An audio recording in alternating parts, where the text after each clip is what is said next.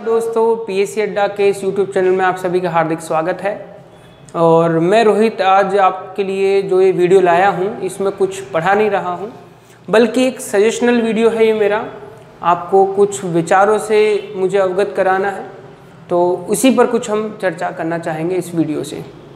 देखिए दोस्तों कि मध्य प्रदेश लोक सेवा आयोग का जो एक प्रशासनिक सेवा के लिए एक जो आपका नोटिफिकेशन है वो अभी तक जारी नहीं हुआ है। हालांकि मध्य प्रदेश लोक सेवा आयोग ने जो जनवरी माह में अपना कैलेंडर जारी किया था, तो उस कैलेंडर में उन्होंने ये बताया था कि हम बहुत ही जल्दी इस एग्ज़ाम को कंडक्ट करने वाले हैं और इसका नोटिफिकेशन जनवरी माह में ही रिलीज़ हो जाएगा। फरवरी तक इसके फॉर्म फिलअप कर लिए जाएंगे और उसके बाद अप्रैल में इसकी परीक्षा हमारे द्वारा प्रारंभिक परीक्षा ले ली जाएगी। इसके बाद हुआ ये कि अभी तक कोई नोटिफिकेशन नहीं है, सरकार की तरफ से भी कोई बात नहीं है और आज लगभग मार्च का महीना स्टार्ट हो चुका है। तो इन सारी बातों के बीच यूपीएससी ने अपना नोटिफिकेशन जारी किया है और एग्ज़ाम की डेट 2 जून भी तय की है।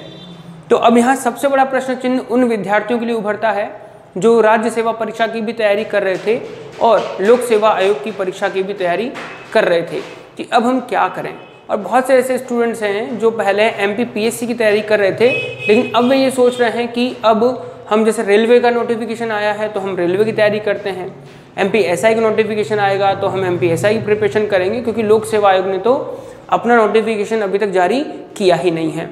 लेकिन मैं आपको एक बात बता दूँ कि एमपीपीएससी अपना नोटिफिकेशन अभी जारी नहीं किए हैं, लेकिन बहुत ही जल्दी इसका नोटिफिकेशन आपके बीच होगा। अगर ये मार्च के महीने तक नहीं आ पाया तो आपको टेंशन लेने की ज़रूरत नहीं है, ये फिर चुनाव के बाद आएगा। लेकिन एक बात आप हमेशा याद रखें कि अगर आप पीएससी की नाव में ही बैठना चाहते हैं तो पीएससी की ही आप तैयारी करें। अगर आप इस तैयारी को मोड़ते हैं आपकी रेलवे की तरफ, एमपी पुलिस की तरफ, एमपीएसआई की तरफ, तो दोस्तों इन सभी परीक्षाओं का अपना एक लेवल होता है, अपना पूछने का तरीका होता है और जो पूरा तरीका है ये कहीं न कहीं फिर गड़बड़ में ला देता है। तो मैं आपको यहाँ पर सलाह दूंगा कि अभी जो यूपीएससी का एक नोटिफिकेशन आया है आप इस पर अपना फोकस बनाएं और दूसरा कि आप एमपीपीएससी को भी थोड़ा सा ध्यान दें। पीएससी, एमपीपीएससी, ठीक है, तो अब इस पर भी थोड़ा सा ध्यान दें। कैसे ध्यान रखना है? देखिए, तैयारी तो जो लोग यूपीएससी भी दे रहे हैं, पीएससी भी दे रहे हैं, पहले मैं उन्हीं की बात करूंगा यहाँ पर कि जो लोग यूपीएससी की तैयारी कर रहे हैं और एमपीपीएससी की भी तैयारी कर रहे हैं, लेकिन फोकस में ये ज़्यादा है, ये थोड़ा सा कम है, ये वीडियो उन्हीं के लिए है, ठीक है। यूपीएससी के हिसाब से अगर आप देखें तो उसमें 4 जो सब्जेक्ट हैं ये ज़्यादा इम्पॉर्टेंट हो जाते हैं। कौन कौन से हैं? तो एक तो आपका भूगोल, एक आपका अर्थशास्त्र,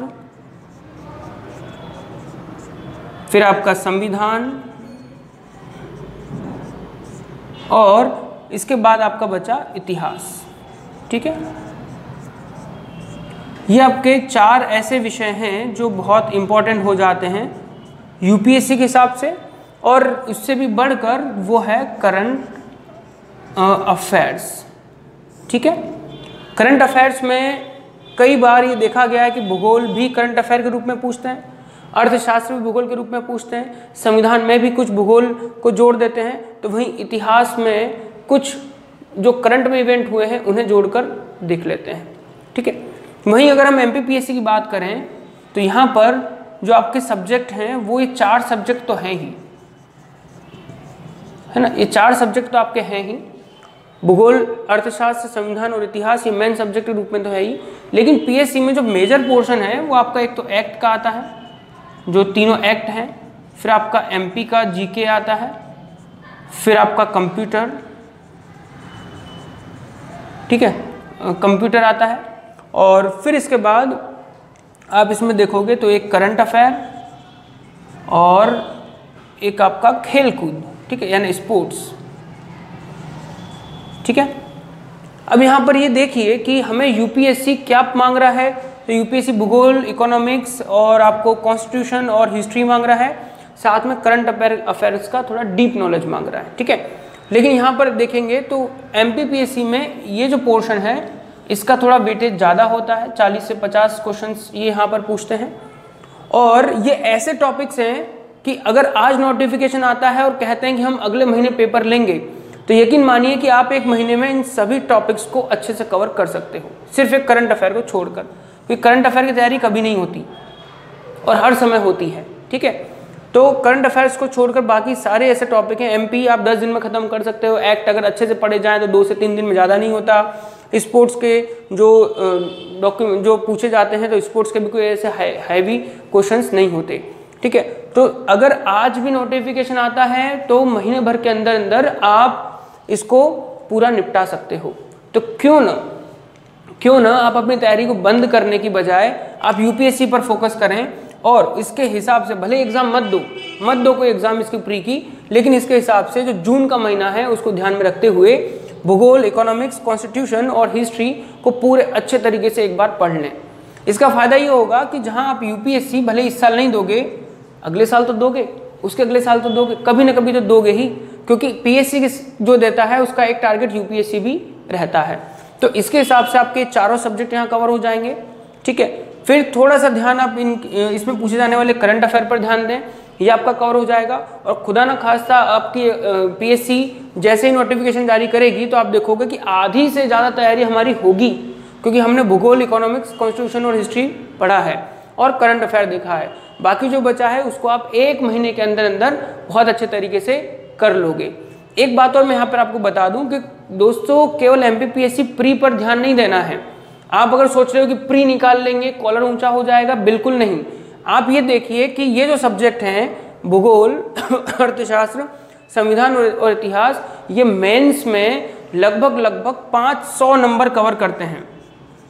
कितने नंबर कवर करते हैं? लगभग 500, और उससे ज़्यादा ही होगा। ठीक है, मैं 500 भी मानूं तो ये आपके एग्जाम का 1400 के हिसाब से कितना परसेंटेज हो गया वो आप गणित लगा सकते हो। लगभग 30 से 35% हिस्सा है, उससे ज़्यादा ही है, उससे कम नहीं है। आप पहला पेपर देखोगे तो पहले पेपर मेंस में भूगोल और इतिहास दोनों पूछा जाएगा। आप दूसरा पेपर देखोगे तो अधिकांश बातें आपको संविधान से ही जुड़ के पूछी जाएंगी, योजनाएं भी इसमें आ जाएंगी और कुछ बड़े बड़े फाइनेंशियल इंस्टीट्यूट भी दुनिया भर के इसमें आ जाएंगे। और उसके बाद जब आप इकोनॉमी में जाओगे तो तीसरे पेपर में 150 नंबर का पूरा इकोनॉमी है।